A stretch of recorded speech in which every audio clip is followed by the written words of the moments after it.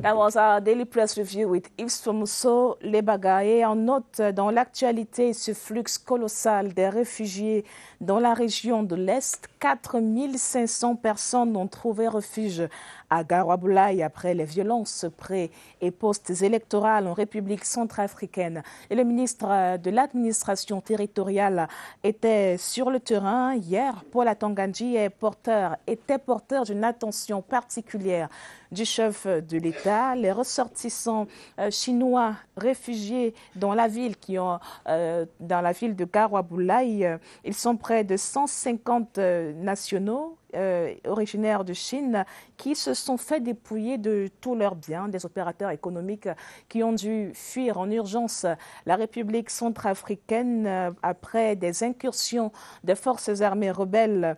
Et donc hier, Paul Atangandji leur apportait l'assistance signée du président de la République au nom de l'amitié sino-camerounaise. La mission du ministre de l'administration territoriale a également relevé l'impact de la crise en République centrafricaine sur les échanges transfrontaliers entre le Cameroun et la RCA, puisque près de 500 camions sont stationnés à Garoua-Boulaye, signe d'une stagnation, d'une totale stagnation économique. Et dans l'actualité, dans l'agenda actu du jour, prise de commandement dans la région, dans le département du Bamboutos. Le nouveau préfet des Bamboutos sera installé demain, ce lundi 11 janvier 2021. Il s'appelle François Franklin Etapa. Il remplace à ce poste Ernest Ewango Boudou, qui est désormais préfet d'Undé. La cérémonie donc sera présidée aujourd'hui par le gouverneur de la région de l'Ouest, Awa Fonka Augustine. Ce sera à la place des fêtes de Mbouda dès 11h. Et parmi les défis du nouveau préfet, il y a l'insécurité grandissante dans les départements des Bamboutos, mais aussi l'encadrement des nombreux déplacés internes de la crise sécuritaire dans les régions du nord-ouest et du sud-ouest qui ont trouvé refuge et accueil sur place dans le département des Bamboutos. Et le budget 2021 sera lancé demain, mardi 12 janvier à Ebolova. En prélude à ce lancement, le ministre des Finances effectue dès aujourd'hui, lundi 11 janvier jusqu'au 14, une visite de travail dans la région du Sud. Le membre du gouvernement procédera tour à tour au lancement du budget 2021. Ce sera au Collège régional d'agriculture des Bolova. Le ministre des Finances visitera également les services déconcentrés de son département ministériel, à savoir le secteur des douanes du Sud 1, la trésorerie générale, le contrôle régional des finances et l'hôtel des finances qui sera par ailleurs inauguré à l'occasion de cette descente du ministre des Finances. Accueillons à présent sur ce plateau notre invité du jour. Nous le savez, nous sommes à exactement 5 jours du coup de sifflet inaugural du CHAN Total Cameroun 2021. Aujourd'hui, nous recevons le président de la commission communication du COCAN, Abel Bengue, est notre invité. Bonjour, Abel Bengue. Bonjour, madame. Bienvenue sur le plateau de Cameroun. Je vous renvoie à la politesse. C'est votre première? Dans ce studio, non. Non, vous êtes un habitué du studio de CRTV News, évidemment. Alors, je suppose qu'il doit y avoir beaucoup de travail. Le travail a dû prendre un peu de volume ces derniers jours avec l'échéance qui approche, l'échéance du 16 janvier. Ça va? Vous tenez le rythme? Disons que la fièvre monte, comme oui. La presse semble s'adapter à ces titres désormais. La fièvre monte. Oui. Mais pour le COCAN 2021 et les membres des 15 commissions, nous avons toujours été dans une ambiance de fièvre qui ne tue pas comme le Covid. Oui. Mais nous avons été dans une ambiance de veille permanente et rien ne nous surprend. À 5 jours de la compétition, qu'est-ce qui manque à faire? Mais rien ne manque. Rien ne manque. Vous savez, la perfection n'est pas absolue. Donc pour nous, rien ne manque. Rien ne manque. Pourquoi? Rien ne manque pour la simple raison que tout a été planifié, oui. Tout a été mis en œuvre, tout a été suivi méthodiquement. L'application a été d'une sérénité parfaite. C'est de ça qu'il s'agit. Okay. Donc, rien ne saurait nous surprendre. Bien sûr, il peut y avoir des imprévus. Tenez, je vous dis quelque chose, madame. À la Coupe du Monde qui s'est déroulée en Afrique du Sud, mais le jour de l'ouverture, la tribune présidentielle, la tribune présidentielle était encore en chantier. Quittons l'Afrique, allons en Europe. Les Jeux Olympiques de Grèce, le jour de l'ouverture, il y avait encore le décor des chantiers partout. Donc, rien n'est parfait dans une organisation aussi colossale. Mais ceux qui s'y atteignent doivent avoir à l'esprit la quête permanente de la perfection. En tout cas, on a vu plein d'images ce week-end-ci, des images à l'occasion de la descente de la ministre Célestine Kécha, de montagnes d'ordures qui agressaient littéralement nos écrans. Est-ce que ça, l'insalubrité dans les villes hautes du Chan inquiète le COCAN? Allez aussi du côté de la sortie de Simalène en raso-campagne. Je dis bien en raso-campagne. Célestine Kécha-Cortez y était également hier. Oui. Peut-être que vous ne le savez pas. Vous avez vu ce qui vous plaît, ou alors ce qui doit plaire à vos téléspectateurs. Mais moi, j'ai vu aussi d'autres images, photos bien sûr, sur la bretelle, n'est-ce pas, qui va accueillir, ou qui accueille déjà des invités de ce COCAN, en race campagne, sur l'autoroute qui va être mise en service incessamment au grand public. Si le grand public accepte qu'il n'y ait plus de vandalisme. Parce que tout est mauvais. Il n'y a pas que dans le COCAN, il n'y a pas que dans la ville. Mais ceux qui sont en train de vandaliser du beau matériel sur l'autoroute, lorsqu'il sera ouvert au public, qu'est-ce qu'il en sera? C'est de ça qu'il s'agit. Civisme, où es-tu? Madame, civisme, où es-tu? La ville est sale. Bien sûr, il y a des problèmes. Mais à qui la faute?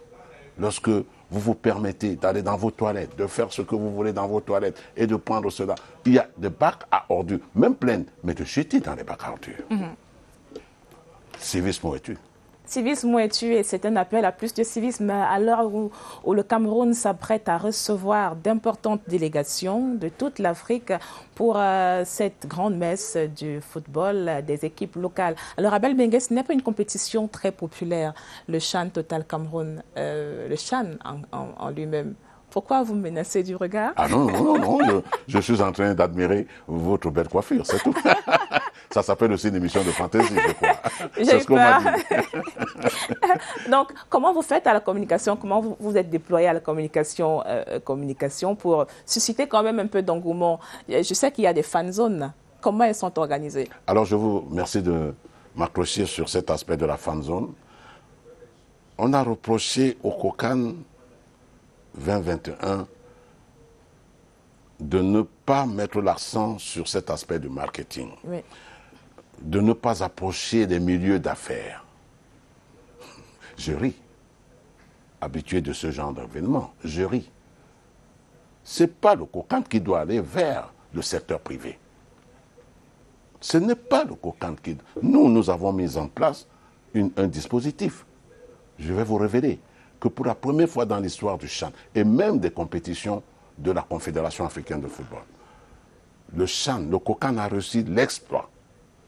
Le COCAN a reçu l'exploit de faire admettre à la Confédération africaine de football des sponsors nationaux qui n'existaient pas avant. C'est ce que le public doit savoir. Le Chan, le COCAN a réussi cet exploit qui n'a jamais existé dans les structures réglementaires de la Confédération africaine de football. Nous avons ouvert cette voie. Il y a des sponsors nationaux. Je ne vais pas les citer pour ne pas faire une publicité gratuite, n'est-ce pas? Mais il y a des sponsors nationaux. Nous avons fait notre part du travail. Est-ce que la structure... Nous avons même été loin. Nous avons, dans le langage des mots, dire qu'il n'y a plus d'hommes d'affaires. Il y a des capitaines d'industrie. Vous voyez, ça veut dire qu'il y a de l'intelligence qui est toujours magnifiée dans notre recherche. Nous les cherchons. Maintenant, il y a les fan zones, comme vous le dites. C'est le moment pour le secteur privé de se révéler, de montrer aux yeux du monde que voici le Cameroun qui marche, qui bouge sur le plan économique, sur le plan agricole, sur le plan de l'initiative et de l'ingéniosité. C'est de ça qu'il s'agit, ma chère madame. Les fan zones sont créées pour ça. Elles sont fonctionnelles. Qui va animer les fan zones? Mais les fan zones, c'est le COCAN. Oui. C'est une propriété exclusive du COCAN sous le contrôle de la Confédération africaine de football. Je vous explique. Ça veut dire que l'emplacement à l'hôtel de ville, ou bien à Bepanda, etc., à Bonaberi, à Douala, ou bien à Limbe, la faune zone est une propriété de l'organisateur qui s'appelle le Cameroun. Maintenant, sur le plan commercial, parce que la fan zone n'est rien d'autre qu'une activité d'exposition commerciale. Lorsque j'ai dit cela, je vous révélerai également que c'est le moment de ces capitaines d'industrie, de cette société citoyenne qui chaque jour anime, vivifie le décor économique, les assises économiques de notre cher beau pays, de se révéler aux yeux du monde. Vous avez dit que le chant n'est pas populaire. Non, chère madame, il y a 400 journalistes inscrits et la liste n'est pas arrêtée. Oui. Il y a 400 journalistes. C'est un record, je crois. C'est un record. Je voudrais bien que la direction de la communication de la Confédération africaine de football me dise le contraire, mais c'est un record. C'est un record. 400 journalistes de 25 pays. Déjà accrédités.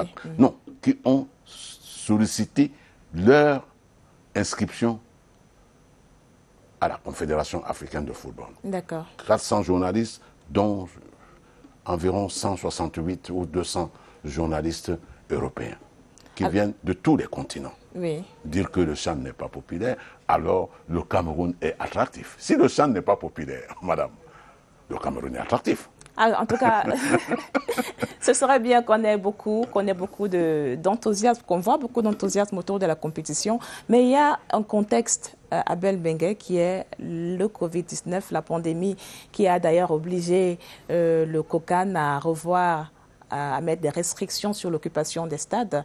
Le président du COCAN a parlé de 25% d'occupation et 50% sur les phases finales. Comment on va faire? C'est un peu paradoxal dans la communication de dire venez voir les matchs, venez assister au CHAN, c'est historique dans notre pays, mais ne venez pas trop nombreux parce qu'on aura à peine 25% d'occupation des stades. Ça fait mal à tout le monde, cette absence du concept populaire, des traditions de popularité. Oui, de la liesse, exactement. Je vous comprends. Des liesses, de la liesse, de la joie. On ne pourra pas s'embrasser quand le Cameroun va marquer, par exemple. Non. Qui vous a dit? Mais madame, j'espère que vous embrassez votre mari lorsque vous lui dites au revoir chaque matin. Mais c'est mon mari. Il y a beaucoup d'inconnus dans un stade de football. J'espère que vos enfants également, vous leur faites des coucous. Ça s'appelle soirée fantaisie. Oui. Alors, c'est une question de discipline. C'est une question de discipline et d'élégance dans le comportement. D'élégance dans le comportement. Ça veut dire qu'au lieu de... Vous pouvez exulter, vous pouvez vous exalter, mais avec correction. OK. Avec correction. Est-ce que vous savez que là aussi, il faut que le public le sache? Nous sommes loin. Nous avons derrière nous, des rapports de méfiance et de défiance qui existaient il n'y a pas longtemps encore entre la Confédération africaine de football et le Cameroun. Le COCAN a réussi l'exploit de remettre de l'harmonie. Et c'est dans cet esprit que sous le contrôle de l'Organisation mondiale de la santé, je dis bien sous le contrôle, nous avons amené ces structures-là de la Confédération africaine de football et de l'Organisation mondiale de la santé à admettre que le sport en Afrique, sans public, c'est comme une littérature sans auteur. Exactement. Et la CAF nous dit, est-ce que vous allez réussir cet exploit de jouer sans public? Nous disons à la commission communication, à l'ami Ba, qui est le secrétaire général de la Confédération africaine de football, et Bafoué, qui est également un compagnon de toujours, Anthony Bafoué, nous leur disons, le Cameroun, c'est un pays de défi. Nous leur disons que c'est un pays de défi. N'insultons pas le futur. Attendons voir ce qui va se passer. Parce que c'est un gros public de 25%. Oui, c'est un gros défi. Dans un contexte où, dans la plupart des pays, les compétitions, justement, se jouent à huis clos, que le Cameroun assume le fait d'ouvrir quand même ses stades au public. Qui porte la responsabilité de... de ce risque-là? Le civisme camerounais. Le civisme camerounais doit porter la responsabilité de cette offre exceptionnelle de la Confédération africaine de football au Cameroun. Le public camerounais doit également gagner ce défi, ce pari. Doit également, parce qu'il en gagne toujours. Oui. Le Cameroun en gagne toujours. Doit prendre la mesure de l'enjeu quand même sur cette compétition-là qui, pour la première fois, est reçue par notre pays. Alors, Abel Bengue, nous sommes à 5 jours de la compétition. Je suppose que les questions de billetterie sont déjà réglées. Tout est réglé à la billetterie. Comment ça se passe? Comment ça se passe que les billets peuvent... vont être mis en vente dans les heures qui suivent ou bien dans les jours qui suivent. Si ce n'est demain, après-demain. Ils ont été envoyés à Douala avant-hier, ils ont été envoyés à Limbeboé avant-hier. À Yaoundé, ils sont disponibles, ils vont être disponibles. Sauf qu'il n'y aura pas la vente de billets le jour de match. Il n'y aura pas non plus de vente en ligne. Les billets seront... Un dispositif est prévu avec le sponsor titre de l'événement, dont je ne citerai pas le nom, pour ne pas agresser votre réglementation en matière de publicité, mais tout est disponible. Il y a des points de vente qui sont définis déjà. Je vous dirais par exemple, parce que ça c'est une société citoyenne, pourquoi ne pas le dire? Il y a Scantel qui s'est associé à cette vente de billets. Ok. Scantel, une société citoyenne, et il y en a d'autres sociétés dont je dirais le nom parce que c'est pas que je ne veux pas agresser la CMCA. Est-ce qu'on a prévu des dispositions, alors est-ce qu'on a prévu des articulations touristiques dans l'accueil des invités et peut-être leur séjour, leur présenter ce qu'a le Cameroun en termes de potentiel touristique malgré la pandémie? Alors, le porte-parole et le président de la commission est très à l'aise. Est-ce que vous savez que le match international entre le club de Bamenda, n'est-ce pas, et le club étranger qui s'est joué à Limbé. Oui. Vous savez que jusqu'à 1h du matin, nos amis, venus d'ailleurs, déambulaient encore dans les rues de Limbé. Ils étaient quoi, émerveillés par la ville? Émerveillés, étonnés, surpris. Qu'on leur dise que nous sommes en pleine zone d'ébullition. Et qu'ils soient à l'aise dans ces lieux que vous appelez des lieux attractifs. Et que le lendemain, qu'il y ait des retards précipités, parce que le sommeil n'a pas été aussi paisible, parce qu'il rentrait tard, il fallait qu'il reprenne la route pour regagner l'aéroport. Voilà les faits et les informations que la presse devrait aussi mettre à la disposition de ses publics, au lieu de chercher toujours le laid en cachant le beau et le magnifique. En tout cas, nous, à la CRTV, on aime le beau. C'est pour ça que je suis à l'aise. Merci. À votre image, d'ailleurs. Merci infiniment, Abel Bengue, d'être passé sur notre plateau. C'est moi qui vous remercie. On parlera beaucoup de Chan dans cette semaine-ci pour montrer ce qui est fait justement pour que